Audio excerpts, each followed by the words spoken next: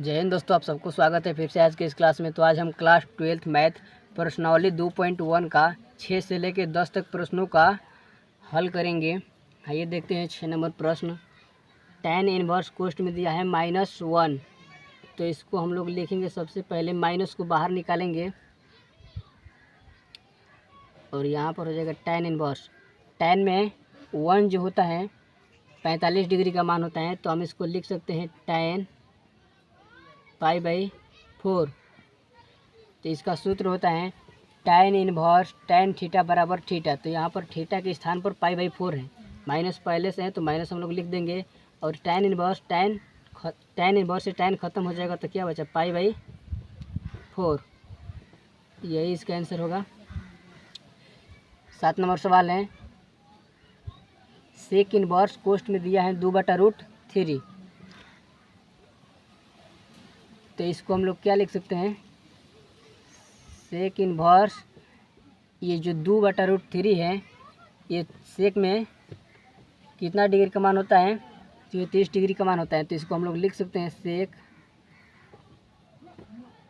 30 degree क्या लिख सकते हैं π/6। तो ये सेक इनवर्स से सेक खत्म हो जाएगा तो क्या बचा π/6। इसका भी सबका फार्मूला हमने यहाँ पर लिख दिए हैं।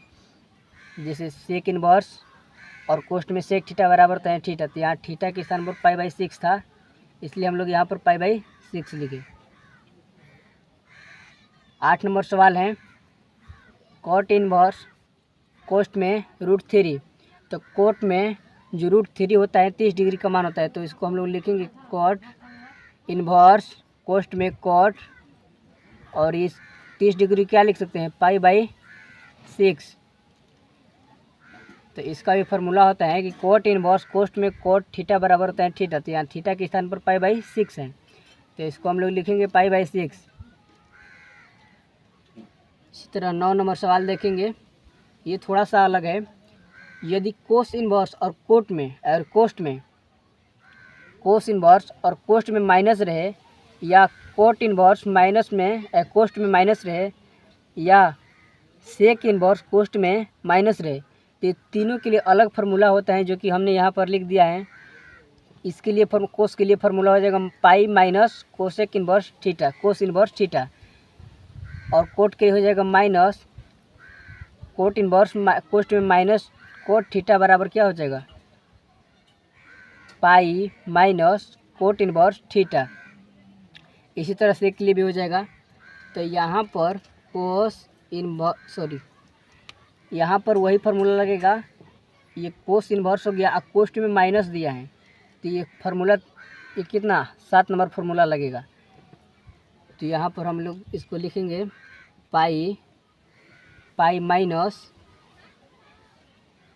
कोस इनवर्स, और ये 1/√2 कोस में कितना डिग्री का मान होता है, ये 45 डिग्री का मान होता है। तो हम लोग लिखेंगे पाई एफ कोस 45 डिग्री क्या लिख सकते हैं π/4 लिख सकते हैं।